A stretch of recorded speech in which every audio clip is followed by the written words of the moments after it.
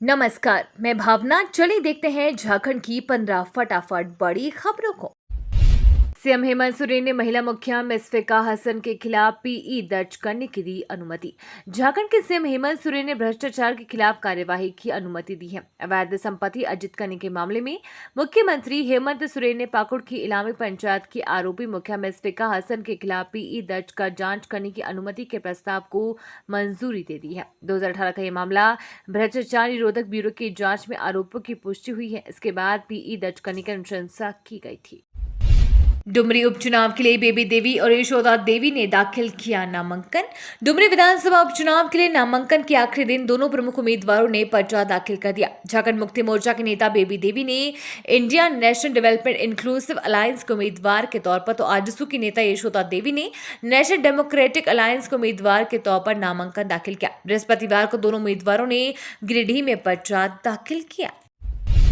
IIT Delhi और DRDO ने बनाई दुनिया की सबसे हल्की बुलेट प्रूफ जैकेट। भारत ने 15 साल के सर्च के बाद आखिरकार दुनिया की सबसे हल्की बुलेट प्रूफ जैकेट बनाने में सफलता हासिल की है।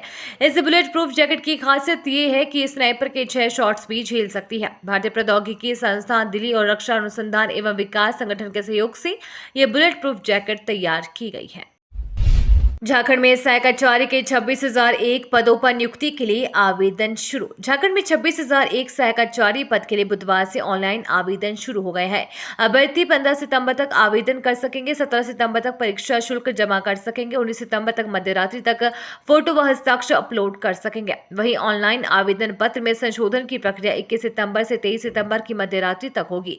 झारखंड कर्मचारी चयन आयोग ने वेबसाइट पर ऑनलाइन आवेदन का फॉर्मेट जारी कर दिया है। बता दें कि JSSC ने पहले 8 अगस्त से 7 सितंबर तक आवेदन की समय सीमा तय की थी। रजनीकांत आध्यात्मिक तीर्थ यात्रा के लिए रांची के योगदा आश्रम पहुंचे। भारतीय सिनेमा के महान कलाकार और दक्षिण भारतीय फिल्मों के सुपरस्टार रजनीकांत रांची दौरे पर हैं। वे अपनी आध्यात्मिक साधना के क्रम में रांची स्थित योगदा आश्रम पहुंचे हैं। योगदा आश्रम से जुड़े स्वामी एकत्वानंद जी ने बताया कि वे अपने आध्यात्मिक तीर्थ यात्रा के क्रम में योगदा आश्रम आए हुए हैं। आज सुबह रांची स्थित आश्रम में उन्होंने योगानंद जी के कमरे में लगभग 1 घंटा ध्यान किया। राज्य में वायरल फ्लू का हमला से रिम्स में उमड़ी मरीजों की भीड़। राज्य के सबसे बड़े सरकारी अस्पताल रिम्स के ओपीडी में मरीजों की भीड़ लगी रही। रिम्स से मिली आंकड़े के मुताबिक बुधवार को 2,403 मरीजों ने ओपीडी व इमरजेंसी में चिकित्सीय सलाह ली। इनमें 1821 नए मरीज जबकि 582 दोबारा पहुंचे थे। वैसे रोज औसतन 800 मरीज यहाँ दिखाने पहुंचते हैं। सबसे ज्यादा मरीजों की संख्या मेडिसिन विभाग के ओपीडी में थी। झारखंड के 1 लाख से अधिक कारीगरों को मिलेगा पीएम विश्वकर्मा योजना का लाभ। प्रधानमंत्री नरेंद्र मोदी की अध्यक्षता में बुधवार को हुई केंद्रीय मंत्रिमंडल की बैठक में पीएम विश्वकर्मा योजना को मंजूरी प्रदान कर दी गई है। योजना के तहत शिल्पकारों को 1 लाख रुपए तक का लोन 5% ब्याज पर दिया जाएगा। इसके माध्यम से गुरु शिष्य परंपरा के तहत कौशल कार्यों को बढ़ाने वाले कामगारों का कौशल विकास किया जाएगा। केंद्रीय मंत्री अश्विनी वैष्णव ने बताया कि इस पर वित्त वर्ष 2023-24 से वित्त वर्ष 2027-28 के बीच 5 वर्षों की अवधि में 13,000 करोड़ रुपए का खर्च आएगा तथा इससे 30 लाख पारंपरिक कारीगरों को लाभ होगा। झारखंड में आने वाली है सरकारी नौकरियों की बहार। झारखंड के सरकारी विश्वविद्यालयों में 2400 असिस्टेंट प्रोफेसर की नियुक्ति की जाएगी। उच्च व तकनीकी शिक्षा विभाग ने सभी विवि का रोस्टर क्लियर कर संबंधित विवि को भेज दिया है। हर विवि में 300 से 400 पद पर नियुक्ति होगी। सबसे कम पद डॉक्टर श्यामा प्रसाद मुखर्जी विवि में है। असिस्टेंट प्रोफेसर की नियुक्ति यूजीसी रेगुलेशन 2018 के तहत होगी। सभी विवि को नियुक्ति के लिए प्रस्ताव जेपीएससी के पास भेजने के लिए कहा गया है।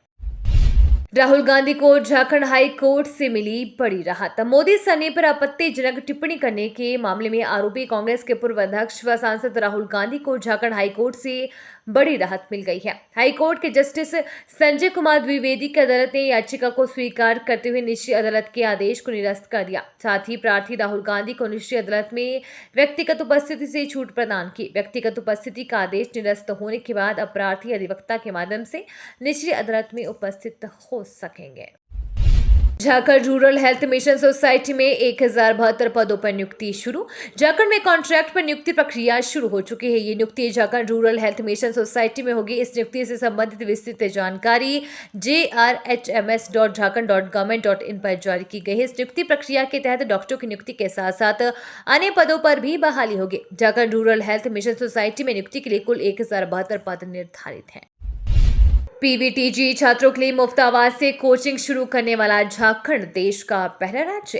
झारखंड के सीएम हेमंत सोरेन ने कहा कि आज प्रतियोगिता का जमाना है। समाज में समय के साथ तेजी से कई बदलाव आ रहे हैं। इसमें आदिवासी समुदाय को आगे बढ़ने की जरूरत है। इसके लिए आपको संघर्ष करना होगा, कई चुनौतियों से निपटना होगा, कड़ी मेहनत करनी होगी, नए रास्ते बनाने होंगे, अपनी गति बनाए रखनी होगी, तभी आप आगे बढ़ेंगे। उन्हें पूरा विश्वास है कि आप इन तमाम परिस्थितियों से निकालते हुए ही कामयाबी को प्राप्त करेंगे।